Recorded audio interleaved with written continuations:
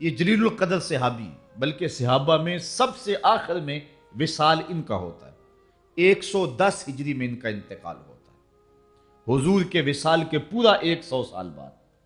حج کا موسم ہے، لوگوں کا اجتماع ہے۔ حضرت ابو طفیل اونچے ٹیلے پہ چڑھ گئے، لوگوں کی طرف اشارہ کر کے کہا، لوگوں میری جانب آؤ، اس وقت روئے زمین پہ میرے علاوہ کوئی نہیں ہے جس نے حضور کو دیکھا، صرف یہی دو آنکھیں ہیں جنہوں نے جمال محمد عربی کی زیارت کی۔ وہ استاد ابراہیم ذوق نے کہا تھا اپنے شاگردوں کو کہ آنے والی صدیاں تم پہ ناز کریں گی اے لوگو، تم نے ذوق کو دیکھا، تم نے ذوق سے باتیں کی ہیں۔ جس نے استاد ذوق کو دیکھا اس پہ تو زمانہ ناز کرے، پھر جن نگاہوں نے جمال رسول کو دیکھا ہے صلی اللہ علیہ وسلم، تو پھر ان آنکھوں پر ناز کیوں نہ کیا جائے۔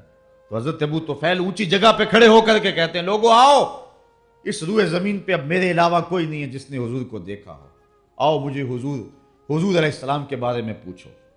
یار میرے جیسا کج مج شخص اگر حضور کا ذکر کرنے کے لیے جمع ہو، حاضر ہو، تو کتنے لوگ جمع ہو جاتے ہیں حضور کا ذکر سننے کے لیے۔ یہ میرے لیے کوئی نہیں آیا، یہ ذکر رسول کے لیے آئے ہیں۔ تو یار جب صحابی جس نے آنکھوں سے جمال رسول دیکھا ہے، تو جب اس نے کہا کہ آؤ مجھ سے حضور کا تذکرہ سنو، اور پھر موجود جو ہے وہ سارے تابعین ہیں، تو پھر بتاؤ ان کی کیفیت کیا ہوگی، ذوق و شوق کا عالم کیا ہوگا، اور محبتوں کا ہجوم کیا ہوگا۔ تو لوگوں نے اکٹھے ہو کر کے ہجوم کر کے حضرت ابو طفیل کے چاروں طرف گھیرا ڈال لیا اور کہا، صف لنا رسول اللہ صلی اللہ علیہ وسلم، ہمیں حضور کا حلیہ بیان کر دیجیے، ہمیں بتائیے حضور کیسے تھے۔ تو حضرت ابو طفیل نے 3 لفظوں میں حضور کا حلیہ بیان کیا۔ وہ 3 لفظ آسان ہے، اگر آپ یاد کر سکیں تو حضور کے وصاف اور حلیہ نگاروں میں آپ کا نام بھی شامل ہو جائے گا کہ آپ کو بھی حضور کا حلیہ آتا ہے۔ ایک تو لمبے تذکرے حضور کے حلیے پہ، امام ترمذی نے پوری کتاب لکھی ہے شمائل ترمذی، علماء نے اس پر اور بہت کچھ لکھا ہے، لیکن یہ 3 لفظوں میں حضرت ابو طفیل نے جو ہے وہ حضور کا حلیہ بیان کیا۔ لوگوں نے کہا، صف لنا رسول اللہ صلی اللہ علیہ وسلم، ہمیں حضور کا حلیہ بیان کیجیے۔ تو حضرت ابو طفیل نے کہا، کان رسول اللہ صلی اللہ علیہ وسلم ابیض ملیحن مقصدا۔ 3 لفظوں میں حضور کا حلیہ، ایک تو چٹے رنگ کے تھے، حضور کا حلیہ بیان کیا، ایک تو سفید رنگ کے تھے، ابیض۔ اللہ اکبر، یہ ابیض کا لفظ حضور کے لیے انہوں نے بولا۔ ویسے بعض کتابوں میں ازہر اللون کے لفظ ہیں، حضور کا رنگ چمکدار تھا۔ ام معبد نے جو حضور کا حلیہ بیان کیا ہے تو اس کے لفظ ہیں، رأیت رجلا ظاہر الوضاء، میں نے ایک ایسا شخص دیکھا جس کا چہرہ نکھرا ہوا تھا۔ اللہ اکبر، یہ بنو خزاعہ کی عورت تھی۔ ہجرت کی رات حضور علیہ السلام اس کے مکان کے قریب سے گزرنے لگے تو بھوک کی جو ہے وہ شدت حضور کو محسوس ہوئی، تو یہاں رکے اور اس کو کہا کہ اگر کچھ ہے ہمارے کھانے کے لیے تو ہمیں پیش کرو۔ تو اس نے کہا کہ میں ایک دیہاتی عورت ہوں اور ایک عرب خاتون ہوں، عربوں کے ہاں مہمان آ جائے وہ تو سب کچھ لٹا دینے کے لیے تیار ہوتے ہیں، اور پھر مہمان بھی اتنے سونے آ جائیں۔ وہ کہتی ہے، لو کانت اندی شیون ما آوازکم الکرا، اگر میرے پاس کچھ ہوتا تو میں کچھ کسر نہ چھوڑتی، میں رج کے خدمت کرتی، لیکن افسوس یہ ہے کہ اس وقت جب آپ آئے ہو میرے پاس کچھ ہے نہیں کہ جو آپ کے لیے پیش کر سکوں، اور اس کا مجھے افسوس رہے گا۔ ایک کونے میں بکری بندھی ہوئی تھی، حضور نے ارشاد فرمایا، اگر تم کہو تو اس کا دودھ دھو لیں۔ اس نے کہا، اس کی تو ہڈیوں میں گودا بھی نہیں ہے، چلنے کے قابل بھی نہیں کہ ریوڑ کے ساتھ جاتی۔ فرمایا، اگر تم اذن دیتی ہو تو ہم اس کا دودھ دھو لیتے۔ اس نے کہا، مجھے کیا اعتراض ہو سکتا ہے، اگر یہ دودھ دیتی ہے تو مجھے کیا اعتراض ہے۔ حضرت ابو بکر صدیق رضی اللہ تعالیٰ عنہ نے آگے بڑھ کے بکری کو کھولا، حضور نے دست برکت، دست شفا، دست نور اس بکری کی پشت پہ پھیرا۔ راوی کہتا اس نے ٹانگیں چوڑی کر دی اور اس کی کھیری میں دودھ اتر آیا۔ حضور نے فرمایا، برتن لاؤ۔ بکری کا 1.5 پاؤ دودھ ہوتا، اس نے چھوٹا سا برتن پیش کیا۔ حضور نے جب دودھ دھویا تو راوی کہتا ہے کہ جھاگ اٹھنے لگی۔ جھاگ اٹھنے سے مراد یہ ہے کہ دودھ کثرت سے تھا اور دودھ کی تیزی بہت تھی، اس لیے جھاگ اٹھی۔ برتن بھر گیا، فرمایا دوسرا برتن لاؤ۔ وہ لایا گیا، وہ بھی بھر گیا۔ تیسرا لایا گیا، حتیٰ کہ ام معبد کے گھر کی تھالیاں بھی دودھ سے بھر گئیں، لیکن دودھ اب بھی ختم نہیں ہوا۔ لگتا تھا اللہ نے بکری کے تھنوں کا تعلق کوثر کی نہر سے جوڑ دیا تھا۔ اب ہوا یہ کہ سب نے شراب ہو کر کے پیا، اور آقا کریم علیہ السلام نے دعائے برکت دی اور حضور ام معبد کا شکریہ ادا کر کے چلے گئے۔ اس جلدی میں اور اس منظر کو دیکھ کر کے ام معبد کی جو حالت تھی خوشی کی اور مسرتوں کی تھی، اس کو یہ بھی یاد نہ رہا کہ پوچھ لوں کہ آپ کون ہیں اور کہاں سے آئے ہیں، کبھی پھر بھی آؤ گے میں مہمان نوازی کے لیے کچھ تیار کر کے رکھوں گی۔ ام معبد کو کچھ پوچھنا یاد نہ رہا۔ شام کو ابو معبد جب گھر آیا بکریوں کا ریوڑ لے کر کے، تو اس نے کچی کلی پہ نور برستے دیکھا اور پوچھتا ہے آج کیا ماجرا ہے؟ ایک بار وہ جدھر سے گزرے ہیں نصیر، ہزار بار ادھر سے بہار گزری ہے۔ کہا آج کیا ماجرا ہے، ہماری کچی کلی پہ یہ نور کیسا ہے؟ تو ام معبد نے حضور کا نام تو نہیں پوچھ سکی تھی، لیکن اپنے طور پہ اس نے حضور کا نام رکھ لیا۔ اس نے کہا ہمارے گھر میں آج دوپہر کو مبارک آیا تھا، اپنے طور پہ نام رکھا مبارک۔ ابو معبد پوچھتا ہے بتا مبارک کیسا تھا؟ ام معبد تصف رسول اللہ صلی اللہ علیہ وسلم، پھر ام معبد حضور کا حلیہ بیان کرتی۔ بچپن میں ایک کتاب نظر سے گزری تھی، علموا اولادکم محبت رسول اللہ صلی اللہ علیہ وسلم۔ ڈاکٹر عبدہ یمانی ایک عرب رائٹر ہے، ان کی کتاب ہے۔ تو میرا خیال ہے، مجھے یاد پڑ رہا ہے کہ میں نے عربی میں پہلی کتاب یہی پڑھی تھی، تو اس میں ام معبد کا جو ذکر کیا ہے نا، تو اس نے اس کا جو عنوان قائم کیا ہے، ام معبد کی حدیث کا جو عنوان قائم کیا ہے، وہ میری زبان سے نکلا تو مجھے پرانا دور یاد آ گیا، یہی اس نے عنوان مقرر کیا، ام معبد تصف رسول اللہ صلی اللہ علیہ وسلم۔ اتنا خوبصورت عنوان اس نے رکھا ہے، وہ جو ہیڈنگ دیا اس نے وہ یہ ہے، ام معبد تصف رسول اللہ۔ وہ کہتا ہے ام معبد حضور کا حلیہ بیان کرتی ہے۔ اب اس کے نیچے ساری حدیث بیان کی، تو ام معبد نے کہا کہ اے میرے شوہر میں کیا بتاؤں وہ مبارک کیسا تھا؟ رأیت رجلا ظاہر الوضاعت، میں نے ایسا شخص دیکھا کہ جو بالکل چمکدار چہرے والا تھا، وسیم کسیم، خوبصورت تھا، خوب رو تھا، وفی عینہ داج، اس کی آنکھوں میں جو ہے وہ سیاہی تھی۔ ایک ایک حضور کے عضو کا تذکرہ کیا، لیکن اس کے دو لفظ میں آپ کے سامنے رکھوں گا اور آج کی مجلس میں آنے کا مل پڑ جائے گا۔ دو لفظ ہے لیکن حد کر دی اس نے۔ ام معبد نے کہا میرے شوہر میں کیا بیان کروں وہ کیسا تھا؟ اس کا حلیہ دو لفظوں میں سن لو۔ کہتی ہے ام معبد اپنے شوہر کو، کہتی ہے ابہ الناس احسنہ من بعید واجملہ من قریب۔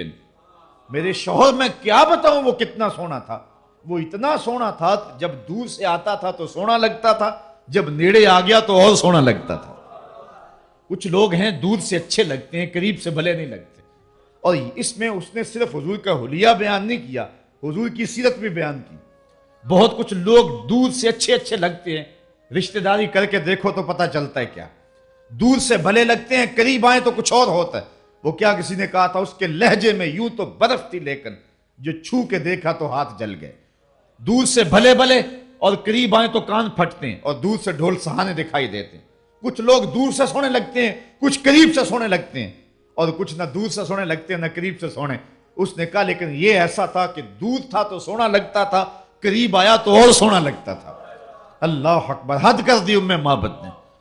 اچھا، ابو معبد روزانہ شام کو جب بکریوں کا ریوڑ لے کر کے آتا ہے اور ام معبد کھانا لے کر کے آتی ہے اپنے شوہر کے لیے، تو ام معبد جب کھانا پیش کرنے لگتی ہے تو ابو معبد کہتا ہے کھانا رہنے دو، کھانا بعد میں کھائیں گے، پہلے مبارک کی باتیں تو سناؤ۔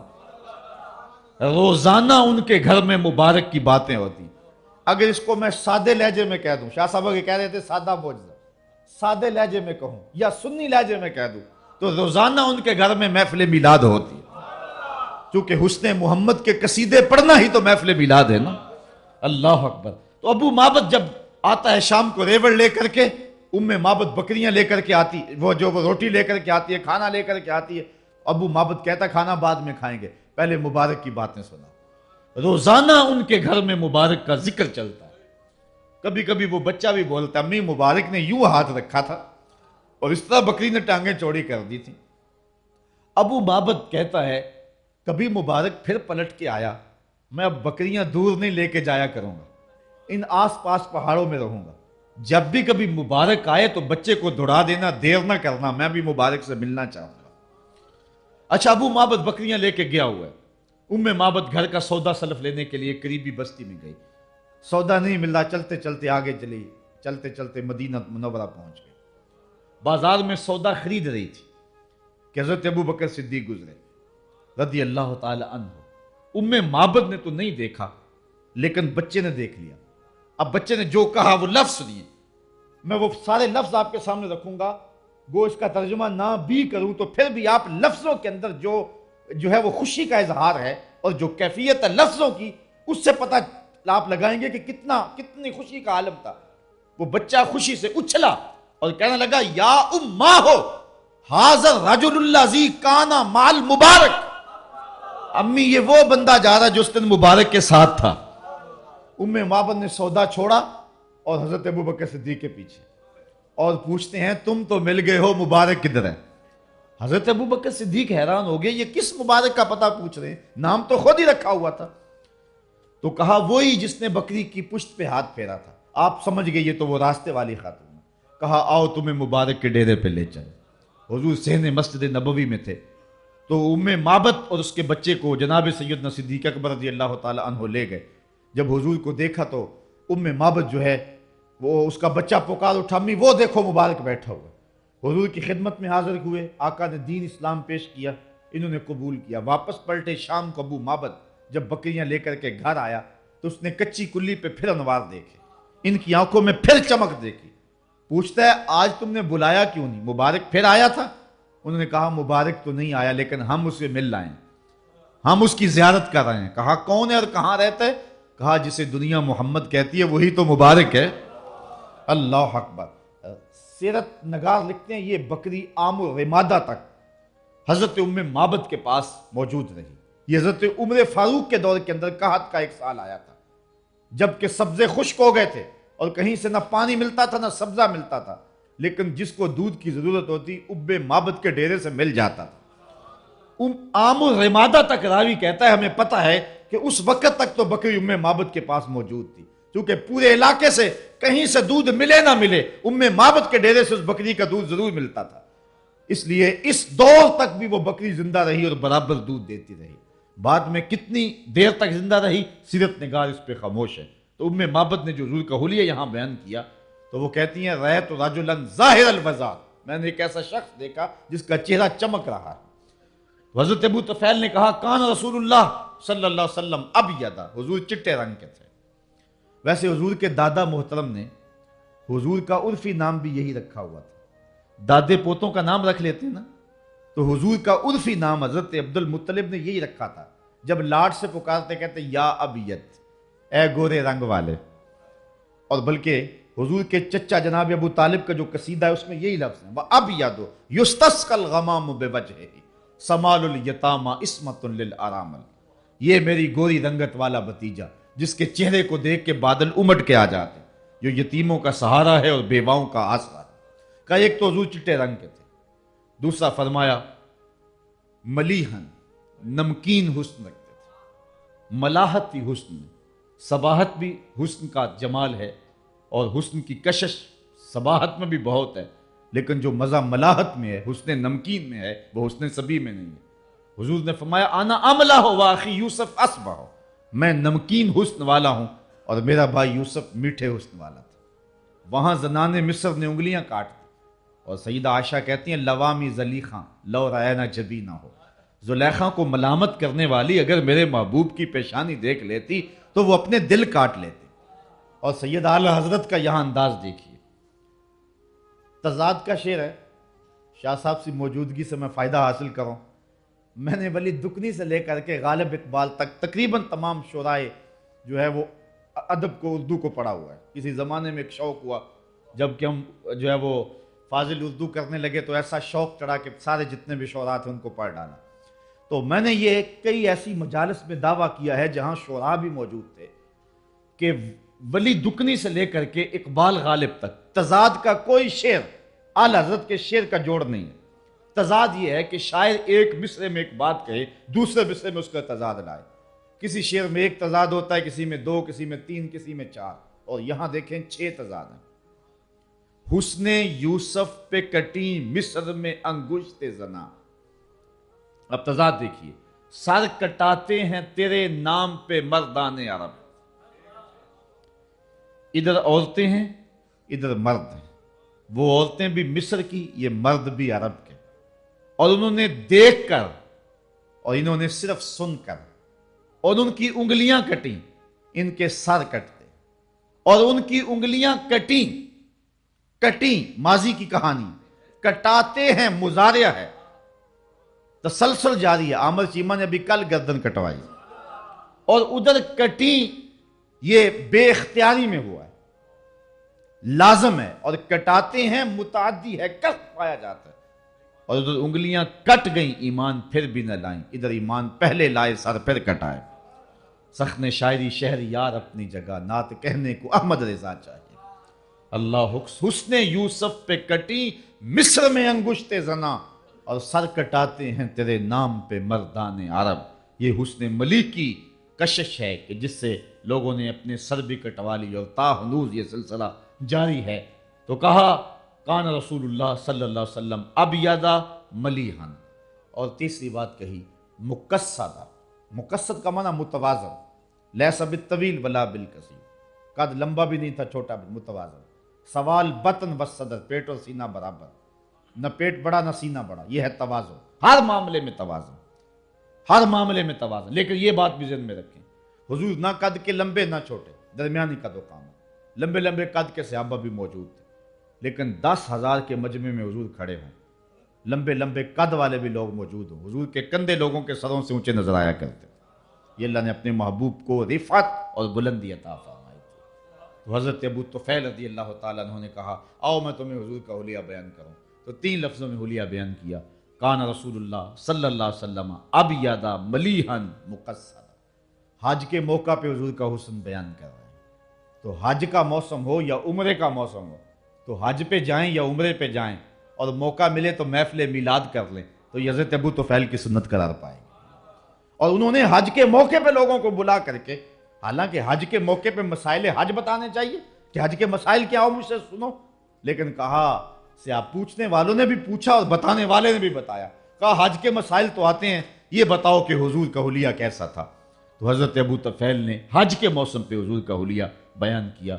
تو یہ غلطی لگ گئی کچھ لوگوں کو کہ انہوں نے دین کا انحصار صرف احکام پہ کر لیا، اور باقی جہاں سے دین پھوٹتا ہے اس کو چھوڑ دیا۔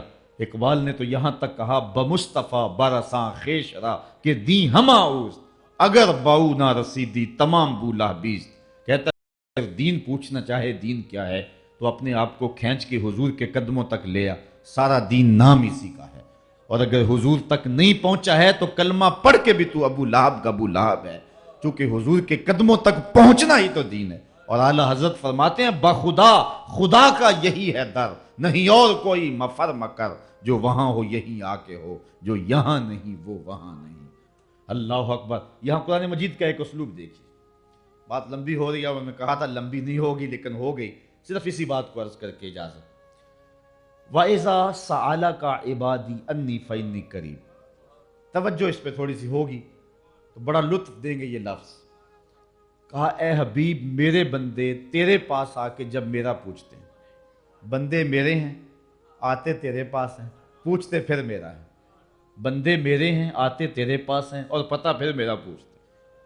فَإِنِّي قریب، علماء کہتے ہیں فا تاقیبیہ کے بعد کل مقدر ہے، اے فَقُلْ إِنِّي قریب، آنے والوں کو کہہ دیجئے میں دور نہیں ہوں، مل جاؤں گا، قریب ہے۔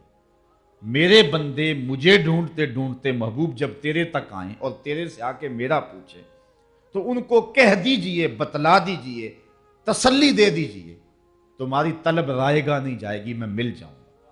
یہ ہے کل کے مقدر ماننے سے اس کا ترجمہ اور اس کا مفہوم جو کہ علماء کرتے ہیں، لیکن حضرات صوفیہ کہتے ہیں کل کو مقدر ماننے کی ضرورت ہی کیا ہے، بات ہے ہی سیدھی، حبیب میرے بندے مجھے ڈھونڈتے ڈھونڈتے جب تیرے تک آ گئے، فَإِنِّي قریب، میں پھر بھی کوئی دور ہوں، میرے بندے مجھے ڈھونڈتے ڈھونڈتے جب تیرے تک جو آ گئے، تو محبوب جو تیرے تک آ گئے وہ میرے تک آ گئے، تیرے تک پہنچنا ہی تو میرے تک پہنچنا ہے، بخدا خدا کا یہی ہے در، نہیں اور کوئی مفر مکر، جو وہاں ہو یہیں آ کے ہو۔